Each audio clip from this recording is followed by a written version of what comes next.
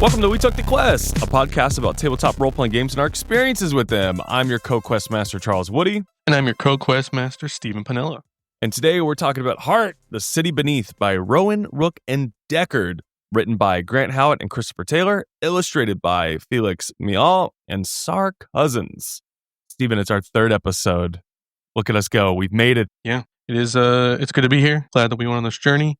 I'm glad that we continue to go on this journey together. Yes, it is May 18th, 2025. By the time this comes out, we'll be doing opening panels for Critical Role, Dimension 20. So it's really nice. Well, this time capsule to look back at, our dog days, where we're cutting our teeth. Yes. We're changing it up a little bit different today. Stephen is recording inside my son's bedroom. Wow, look at me go. Our budget is incredibly high, and everything we do is of the highest standard here. We took the quest. Enough of my guffawing. Stephen, we're here to talk about Heart, the City Beneath. The majority of this, I think we're just going to call it Heart. I think a lot of the times we forget that the City Beneath comes after it. We say, oh, we're playing Heart. Right. To my knowledge, Heart, The City Beneath, is like a sequel sort of TTRPG to the Spire. Yeah. Spire, also by Rowan, Rook, and Deckard. A much more political game, a lot about just like changing things in your community, dealing with, capitalism, like the 1%ers taking advantage of people, and like rebellion gets that were hard. It's much more of, I like to call it like a dungeon delver with feelings. Inside the book, there's a section that's called, What is Heart? And the quick pitch that they give is Heart is a game about damnation, redemption, survival, and obsession. Set in the heart, the nightmare, unreal labyrinth that pulses and writhes beneath the city of Spire. So the heart is essentially a sort of sentient, like labyrinthian area beneath the Spire that gives people what they want. Yeah, exactly. It's the monkey's paw of destiny. It's trying to give you the thing that you want, but it's not. I mean, you'll get what you want, but maybe not in the way that you want it to be given to you. Also, that little preview text that I read is a great example about how Grant and Christopher write this book. There's like a lot of prose that is super cool and descriptive that I tried really hard to recreate in the games, but I could not hit like the level of grim darkness, and just it's written very like smart, and I cannot live up to the level of descriptions that they have in the book. No. I mean, it's a lot of the book does a lot of the legwork. Even if you just show an image or even read a description from the book, it'll carry you through. I think you did a pretty solid job of encapsulating like the horror or the grim darkness that the game tries to portray. Oh, you're very kind, Stephen. Thank you for that. So at its core, like Stephen said, it's you chase your destiny while delving deeper down into the heart, and the heart is trying to give you what you want, but at a cost. It's usually not the exact thing that you're looking for. It is designed to be like a dungeon delve, really. And in the two campaigns that we had, I ran two campaigns. One of them was a little bit more on the dungeon delving side, so we did get that feeling from the game. So you're going deeper into the heart, and there's 4 layers, and with each layer that you get deeper, things get more ethereal, weird, and strange and incomprehensible. I believe the book even offers a sort of pseudo guide to the delving, as it were. And like Woody says, every layer, things get weirder, things get harder, and the cost typically is your life. So you're kind of just seeing how far you can go and how far you're willing to go to get the thing you want. And usually you might die. Typically, I would say 9 times out of 10, you'll die. A great example. So let's talk about the core mechanics of the game. So the core mechanics of the game overall, you play using a dice pool system, and it has a like action resolution with different narrative outcomes type play. So essentially, if you have a success, you can either have like a straight success, no extra sprinkles, or you can have a success at a cost, or you can have, a straight failure, or you can have an incredibly bad failure. Yeah, and it's typically you'll use like a D10s, like the 10-sided dice. Rarely will it offer different dice. Usually it's with the sort of stress you take.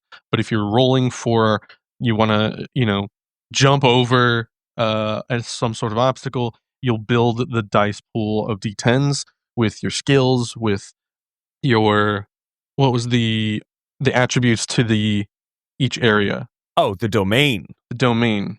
So if you're in the right place with the right skills at the right time, you build your pool of d10s, and the highest number of the pool is the result you take. Exactly. A great summary. So essentially, you will start off always with at least 1d10. Then, if you have one of the 9 skills, the skills being comprised of compel, delve, discern, endure, invade, hunt, kill, mend, and sneak. If you have one of the corresponding skills that you can add in, you will have an additional d10. Then, if you are in an area or a domain of the, I think, 8 domains that they have, you add another one. So there's a potential to have 3 d10s that you roll. And then also, if you have a mastery within one of those skills, you can roll up to 4. I love rolling as many dice as possible. So I do enjoy the fact that you can roll up to 4 d10s. Not a lot of games you're rolling 4 d10s, or at least in our experiences so far, we're not rolling that many d10s. So it's very evocative. And the way that the success and failure rolls look at from, I think it's 1 to 2, or not 1 to 2, 1 to 3. I'll have to look up the very specifics, but I want to make sure we have the exact correct nomenclature for the rolls. Yeah. I have the PDF, the gorgeous PDF opened on my laptop. Here we go.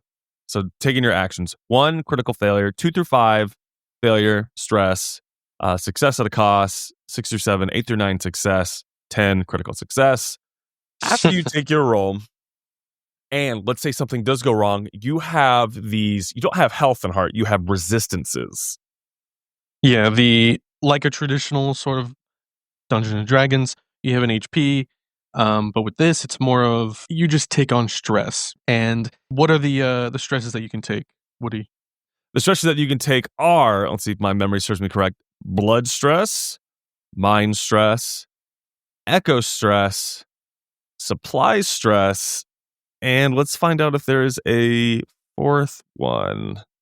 So you have, yes, blood, mind, echo, fortune, and supplies. Those are the 5 main resistances that you can take stress to. Right, and that's your HP, effectively. So if you take on stress, then the GM rolls to see if you take a fallout, which, depending on how much stress you have, could be a minor fallout or a major fallout. And there is a slew of different things that can happen to you, from permanent happenings to in the moment happens and then goes away, just ways to give you physical obstacles that your character has to overcome while taking on more stress, taking on more fallout. They do give you a lot of variety in the fallouts. My favorite 2 examples would be like, 1, you have a constant bleeding like wound that needs to be healed and can only be healed at a specific domain. And then another one would just be you do a handstand at an inopportune moment. Yeah, like it's mostly narrative, but I feel like it's a equal parts narrative bad thing. But the cool thing is, when you take a fallout, you just clear the stress, so you're ready to get another fallout. You're ready to prepare your body for even more long-term torture, Yeah. strenuous activity. You are getting put through the ringer, as you just delve deeper. Yeah, it's definitely the most diverse health system that we've played so far. So far as we were recording episode 3, we have played Lancer and Mothership, and now we have Heart. Lancer, you had like the straight, like you had like a little bit of stress, heat, HP for like your mech, and then Mothership, it was just more it was sanity and health, right? Yeah, And you actually had an HP bar, Mhm. and although with Mothership it was the wound, so you would get your health reset. So in a way, it's a little similar to Heart, except if you got so many wounds, you would just straight up die. Yeah, exactly. But in Heart, you get to keep going, unless there's something specific that says you're dead. You just keep going. Your character keeps going through torture. It's the high fantasy version of Stan Marsh from South Park saying like, I ain't hear no bell, like you have a Right. broken leg, you can no longer speak properly, you're doing handstands at inopportune moments. If you can move, you keep going towards your goal. You need the thing that you're down there for. Or what's that all for?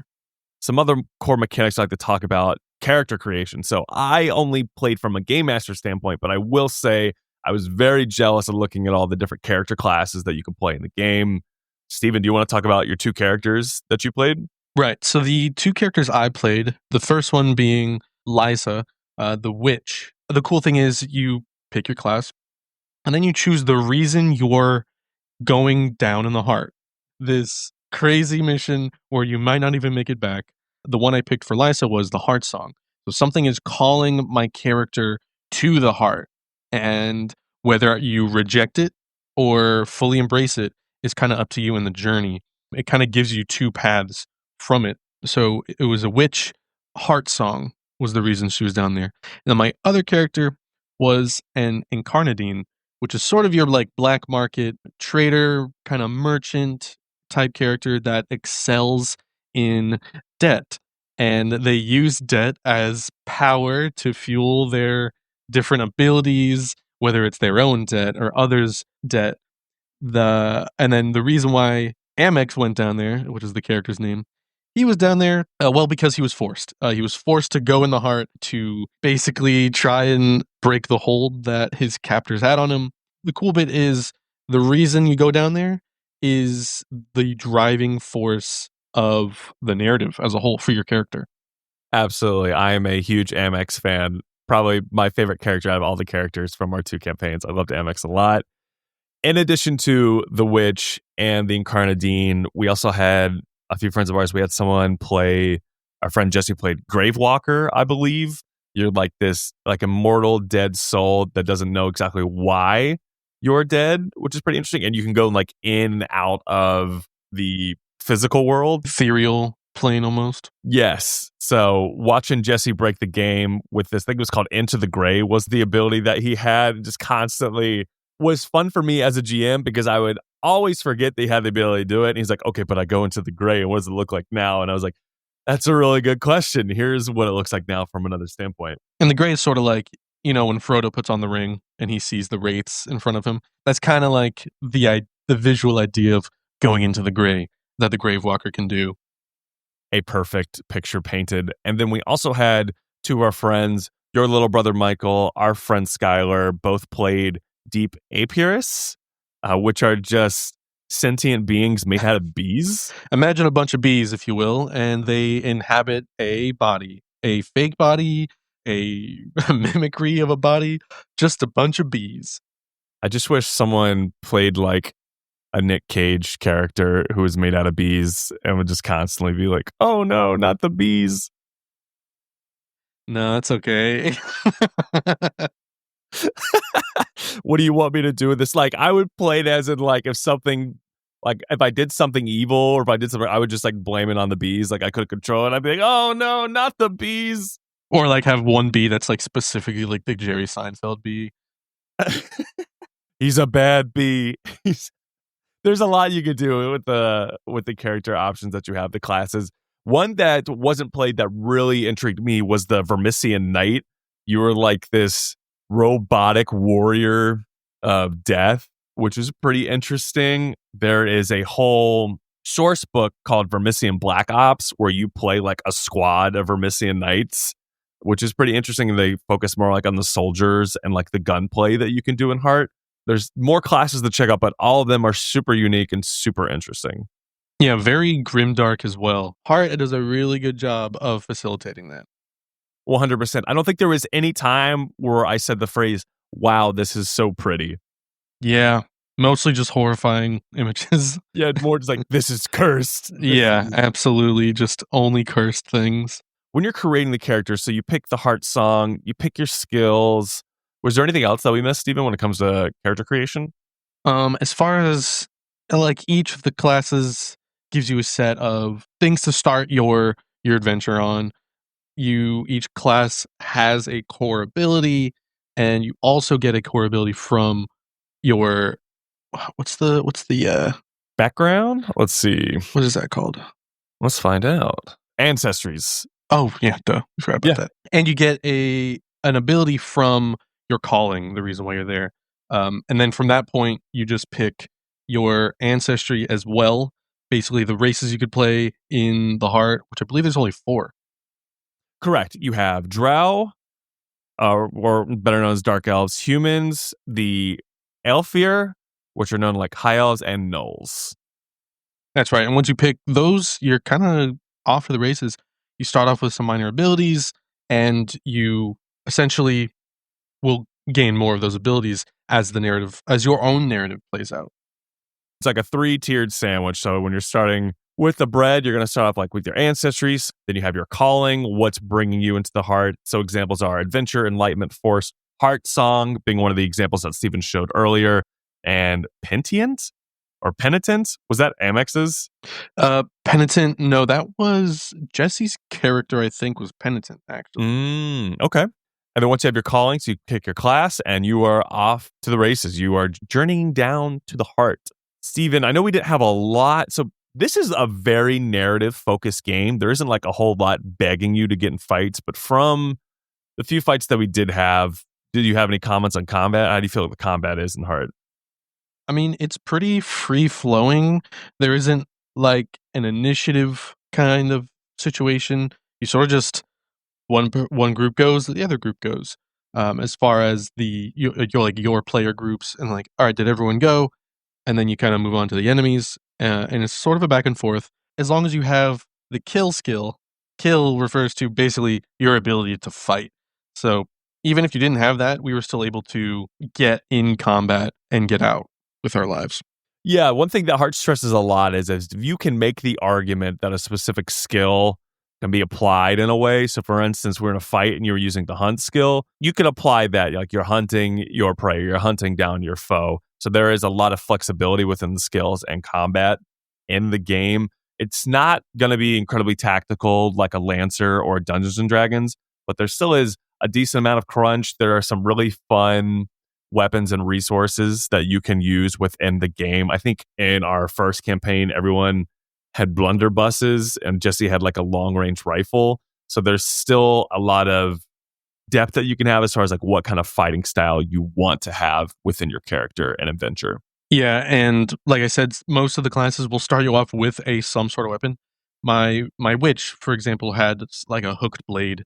So that was brandished at any time to fend off against the enemies in the heart. Or as a witch, plenty of spells. There's also the junk mage, which our friend Sean played. They had really cool spells like based around fire. So there are spells usually at a cost. Typically when you use the spell, it would hurt you in some sort of way, or you have to give something up. It was always a give and take with abilities, especially if the abilities were good. In addition to your hooked blade, you also had your friggin' true form. So gnarly. Do you want to talk about the true form a little bit, Steven? Yeah, so with the witch, your core ability is your true form as the witch. Meaning, at any point, or if you take Hans stress, but you choose, you just transform into this horrifying visage of your inner, like, actual form. For my character specifically, my back opened up as a tree canopy came out, my limbs elongated, the face curled with a giant smile, veins pulsated green.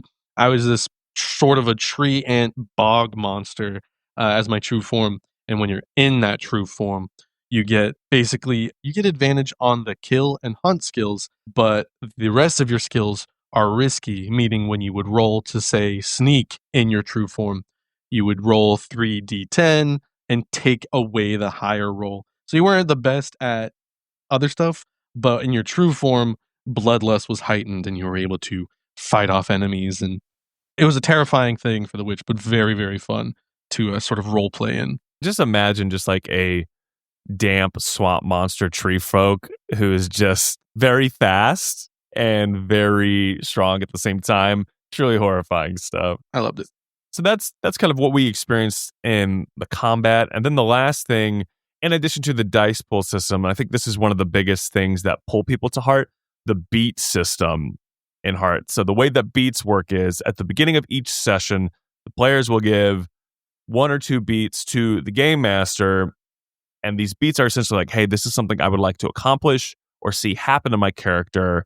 during the session.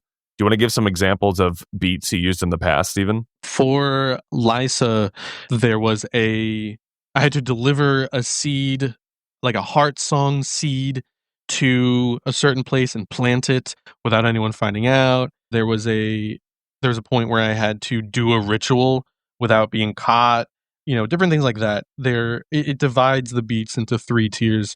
There's minor beats, major beats, and zenith beats. And the cool bit is when you accomplish one of these beats, and they're essentially sort of like narrative, like self-narrative goals. And when you accomplish a minor beat, you are able to then get a minor ability. Major beat, major ability. A zenith beat, you get the zenith ability. And the thing is, the more difficult the beat is, the longer it will take to achieve. Minor beats typically are done in the session. A major beat will take 2 to 3 sessions, and a zenith beat is your overarching, like, coming to a finale kind of beat. So if you have been working towards that beat throughout the game, and you're maybe 2 sessions, 3 sessions away from the finale, slot in that zenith beat, so when you accomplish it, you'll have that ready to go. Do you have one or two examples of zenith beats? So both of my characters were able to accomplish their zenith beats and achieve their zenith abilities. Liza's zenith beat was to become one with the heart, like give yourself over to the heart.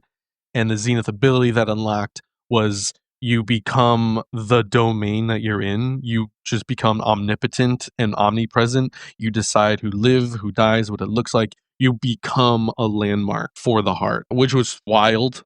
Typically, I would say 99% of all zenith abilities come with your character perishing in a way to either A, smite an enemy, or B, help out your friends. Amex's zenith beat was to break the hold that your masters have on you, basically free yourself from the debt that you accrued and be your own person.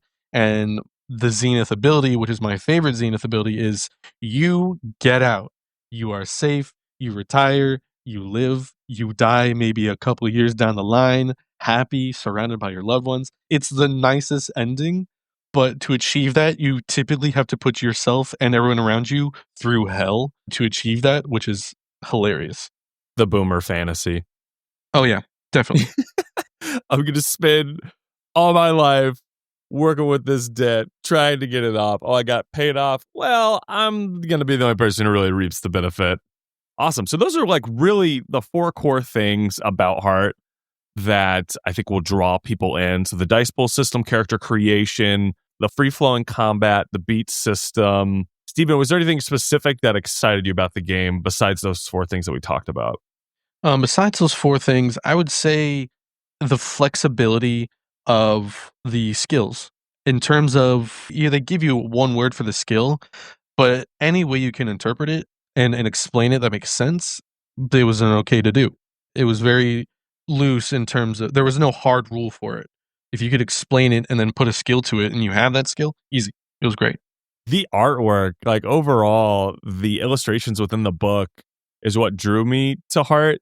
I own every single piece of physical Heart books that you can get. I bought like the Everything Heart bundles from Rowan Rook and Deckard. I really like the art. I really enjoy the vibe within the books. They are incredibly descriptive in their writings, and I can pretty much picture everything that they write in there, which is sometimes hard for me. I think for some people just to find that theater of the mind and get that like projection where like we're both talking about the same thing, we both see the same thing, but I'm able to see the same thing within the writing of the book. Oh yeah, definitely. Whenever you could show us something with the book, you did, and it was always just terrifying, but like in such a very neat way that helped conceptualize what we're looking at. Because sometimes it's very, with the descriptions of what was going on, it was very hard to like picture. And then when you see, you're like, oh, that's the thing that's trying to kill me currently. Great.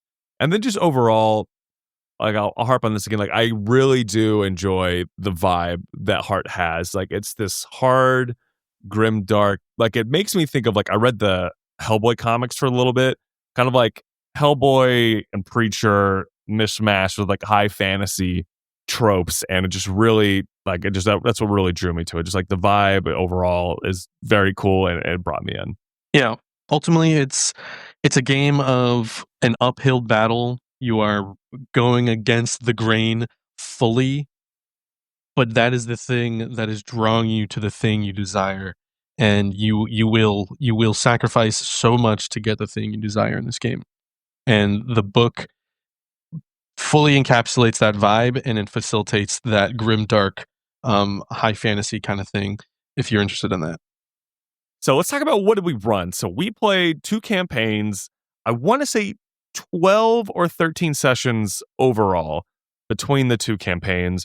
Both of them, I GM'd both. They were homebrew stories that I had come up with. One focused more on like the journey into the heart and finding the thing that you were looking for in the heart, and the other being a much more sanctum focus. So there's a source book called Sanctum, which is about like running a haven, defending it, existing within, and we lived in like this ever moving city called Wonderville. Let's talk about like the first campaign. So the first campaign was like the dungeon delving one. So essentially it was with you, your little brother Michael, our friend Jesse, our friend Sean. We had a witch, junk mage, deep apiarist, and gravewalker.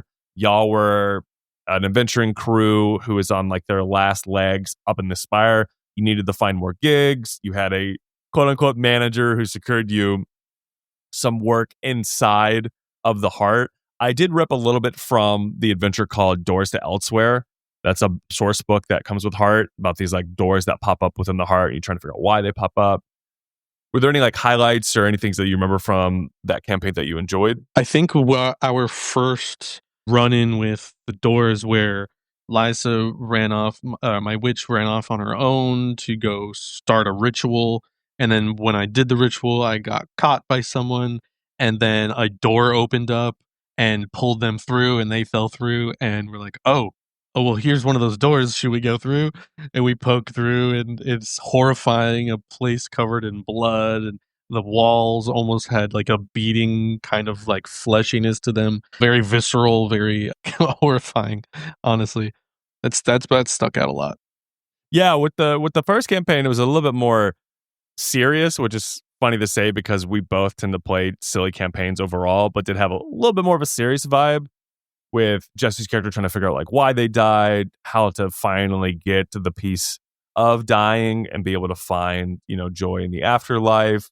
And then we had our second campaign, I'll just call it like Wonderville, about this moving city within the heart that nobody knows why it's moving or where it's going, but exists within it. There are 5 factions that have like a specific limb that they exist on.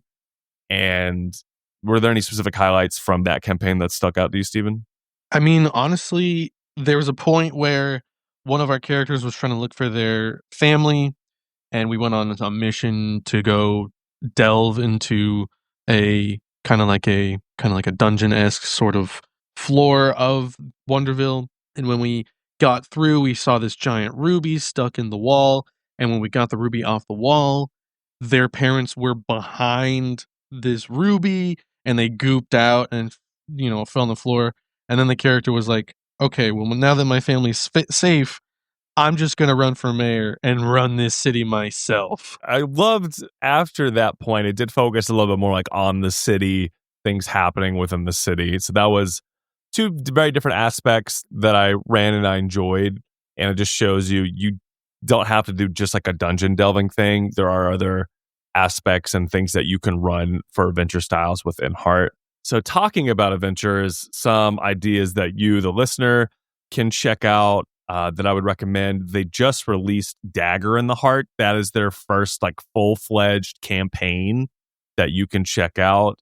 It has everything that you need from start to end. The illustrations in that are also very good. I would also recommend Vermisian Black Ops. I talked about that earlier.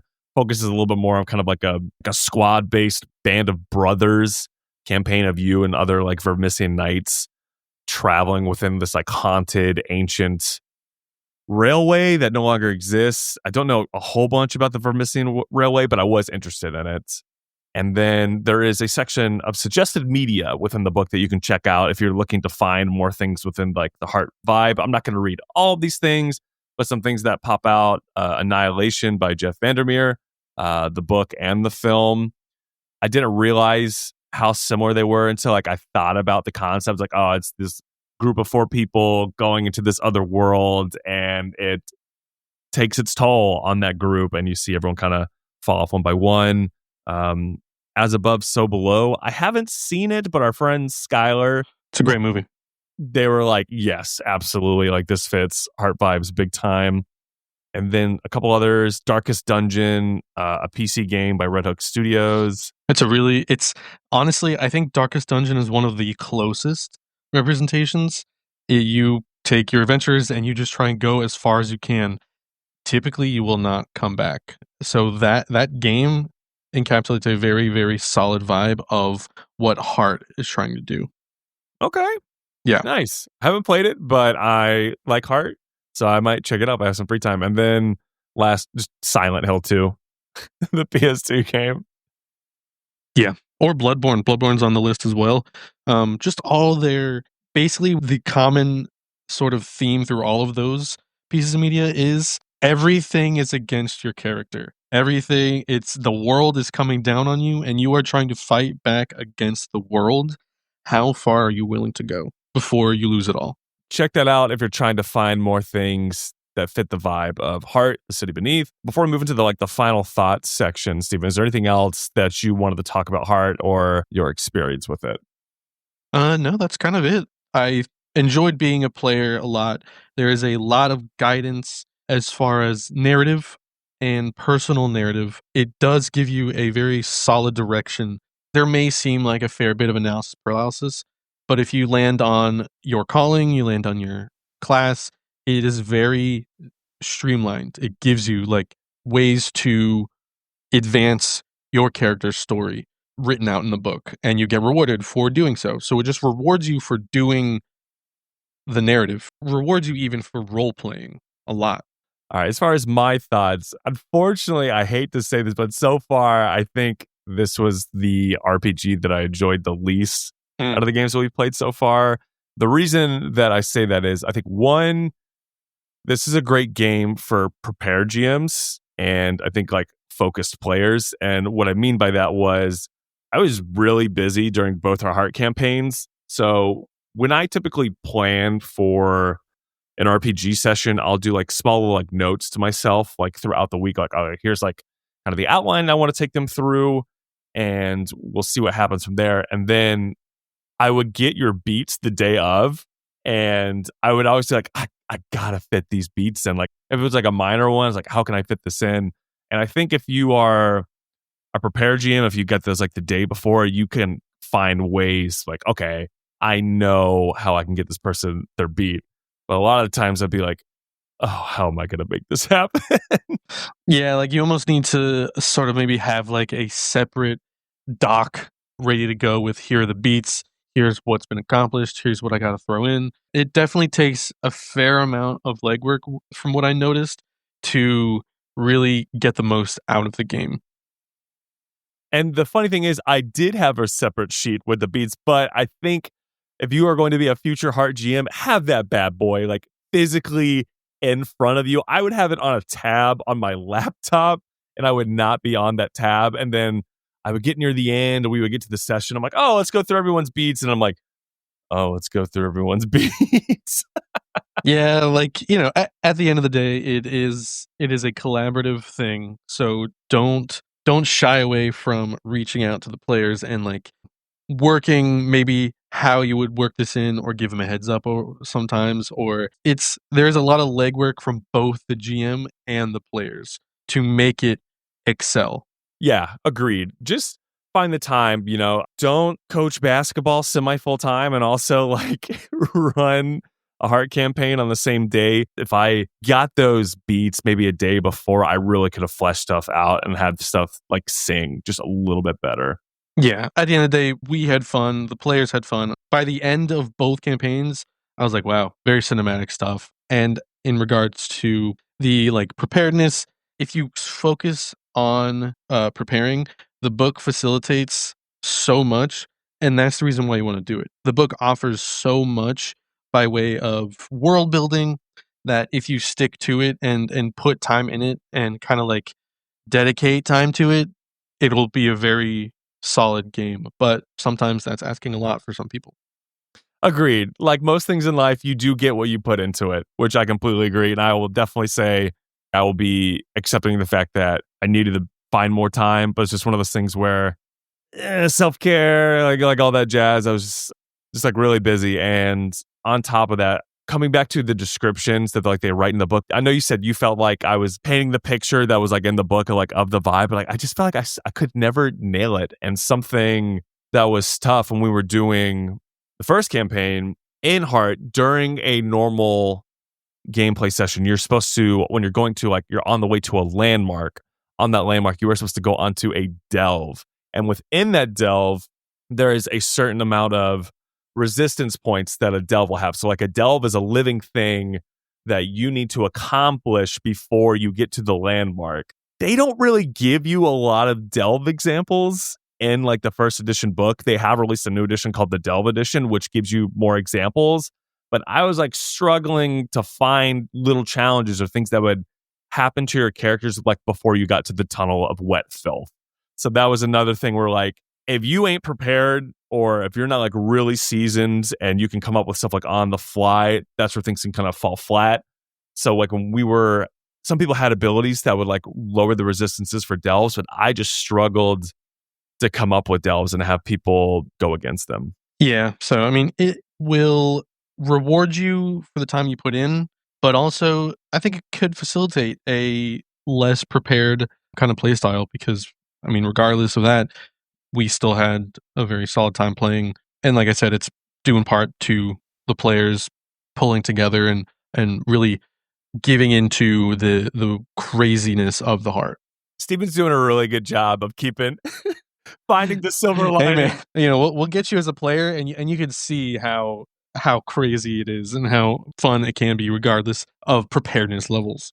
Yes, and I don't want my critiques to come up like I don't like the game. Like I absolutely enjoy it. I do think we will come back to it at a specific point. There is a reason why I bought every single source book that I could because I think this is an incredibly interesting game. There is so much to fall in love with here. This is just me putting on my opinion hat. I have made 0 role-playing games. I've only played them. These are just, my two cents to offer. In addition to like making sure you're prepared for the beats, taking some time to create delves, like to really bring home that dungeon delve feel. Coming back to like the Fallout mechanic, I personally felt like anytime an action would occur and then we had to roll for Fallout, it would just like slow down the game where it's like, okay, you take X amount of stress to your resistance. Let's roll for Fallout. Is this a minor Fallout? Is this a major Fallout? Okay. I don't like choosing the specific Fallout to give someone. So that's a little bit on me. And by the way, there's only like 10 or 12 Fallouts for each resistance. I'm sure there's someone somewhere who's made up with more resistances. I didn't find that. If you are, I don't know what platform we're going to have this on, but if you can put in the comments, if so whoever's listening is like, hey, here's a really good list of like extra Fallouts, that would have been super helpful. But to stop my rambling here, I would just feel like, okay, anytime we would roll for Fallout, that whole process would take like 7 minutes. Yeah, which could take away from the game as a whole. But if once again take the preparedness for it, you almost have to have so many spreadsheets ready to go to then start. It's almost like having 20 tabs ready to go. It did slow things down a couple of times, but having us roll for it was pretty good, I think. Oh yeah, that's one of my favorite. That's one of my recent new habits that I've become like as a GM. I was just like, instead of me rolling for this, you roll for this because it keeps the player engaged a little bit more. Right. And then also just like the reason I don't like that 6 or 7 minute thing happening, I firmly believe that everyone at the table should be bought in like to each player character story and things happening to them. But today's attention span is like so short, it could just be like, all right, the mechanics of this game are taking me out of the picture of the game. So that's something that I struggled with a little bit. I felt like it just took away from it.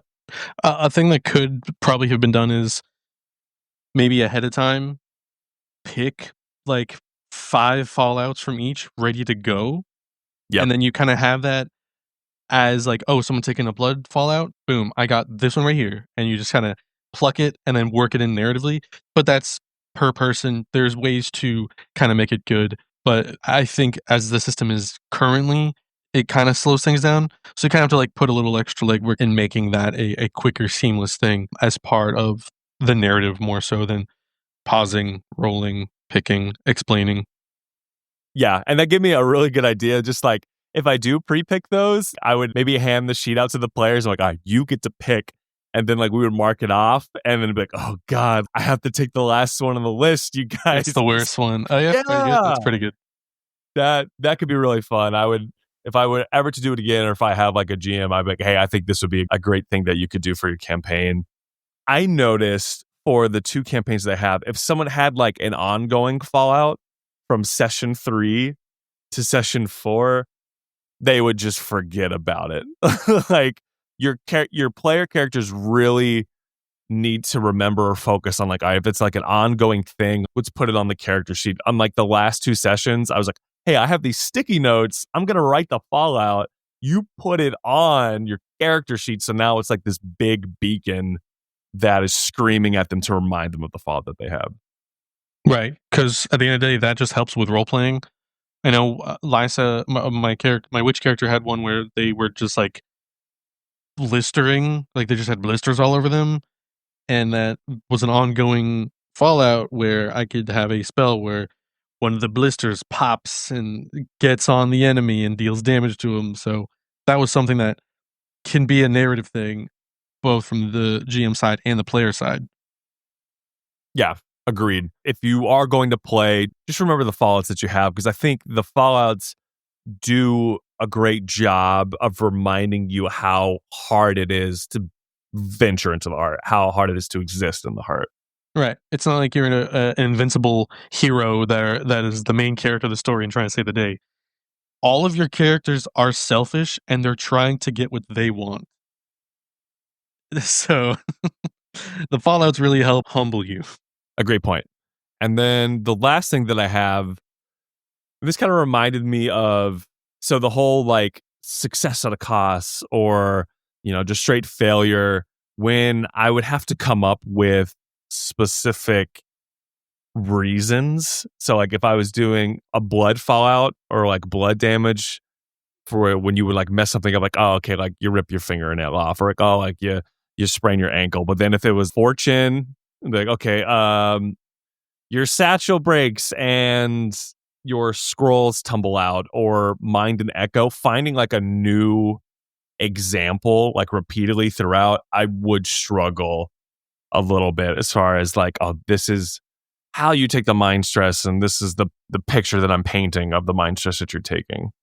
Oh, gotcha. Yeah, I mean, trying to find the new examples, it's almost like having to have a, a book of similes ready to go or something like that, just to kind of help you make things different enough or unique enough to each character.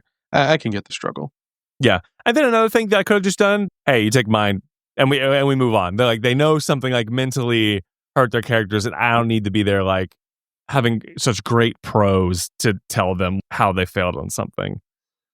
With all that in mind, all the little complaining, whining that like I just did, overall, I would recommend anyone to bring this to their table. I think this is a very streamlined role-playing game. I think this would be easier to learn and play than Dungeons and Dragons, personally. Definitely easier than Lancer. I would say Mothership is probably the easiest of all the games that we've done so far this season, but this is an easy game. I think you can very quickly figure out what you want to do and like get things rolling very quickly. Yeah, despite the big book and many mechanics, it is relatively streamlined. I mean, it was very easy to make the character, although if you suffer from analysis paralysis, tons of options. But with that being said, it was pretty quick to pick up. All you got to know is when you want to do something, you got to build a pool, of dice. Fail, success, boom. Here's the fallout. Here's what happens to you. And it was very, very quick and easy to make a character and get ready to go. And I definitely do want to revisit it as a player. I think that would help me get both sides of the coin, that experience. Maybe even just like playing Dagger in the Heart, just. Yeah. Straight railroading is never a bad thing. It's never a bad thing because it got tracks, You got a way to guide it through, and that is always good to have with being a DM, just a way to push the story along. If there's a lull, look at the book and then play out the narrative. Did you hear Gideon just like gag in the background? Yeah. That was crazy. I don't believe it, but I have my Greyhound Gideon. He's just sleeping in the bag and he just gagged like he was joking on something. He's completely fine. I don't know why long dogs do that. There's that like Borzoi account. I think it's Esper Borzoi, and just like they have a compilation of all the gags that he makes, and he'll shoot like a laser out of his mouth or like a gunshot will go out. Super silly. What was I going to say? But yes, I don't think like Dagger in the Heart, the way that I read it, I don't think it's just like straight railroading. They do keep it nice and open. And I think if you are going to run Heart for the first time, run a module. I think that'll make your lives a lot easier. And I think the longer that I play role-playing games, the more I am interested in running modules or just taking from modules and building off of them. Yeah, there is a nice relief of creative strain that modules take away from DMs, and I'm also coming around to modules more and more because it just gives a nice guidance, and you can spin it the way you want. You can change things if you don't like it. It's at the end of the day, the rules book and the modules are all mostly guidelines, and if you think you can change something to fit your play group, then fully encourage that. Couldn't have said it better myself. So overall, should you bring it to the table? I say yes. What do you think, Stephen? Absolutely bring this to the table. All right. Well, if you're looking for more Heart content out there, we both highly recommend you check out the Quinn's Quest review of it. That's what got us hooked. There is an actual play on Spotify called Till Death Do Us Heart that is by Rowan Rook and Deckard. I think Grant Howard is the person, one of the writers from the game plays it. His character is hilarious. It's really good. It's like a 10-part series, professionally made. Highly recommend you check that out. And then also, if you're looking to learn how to play, there's a real great learn to play video from PHDND. Yeah, I'm going to say that again. A great video, learn to play video that you can check out called, oh my God, Gideon, you got me off my flow, son. Gagging in the background. A learn to play video about how to play Heart from PHDND. Well, Stephen, I think we've said it all. We've had a couple gags. We have a couple goofs. Is there anything else you'd like to say about Heart? In the Heart, it sort of means everything to sacrifice all that you can to get what you want. And always give in, always sacrifice everything. Get what you want, baby. Here we are. Get what you want, baby. That'll do it for us here at We Took the Quest. Our quest to the journey of the Heart has been completed, but now we got to catch a punk gig with some skeezy vampires. Thank y'all so much. We will see y'all next time. Bye.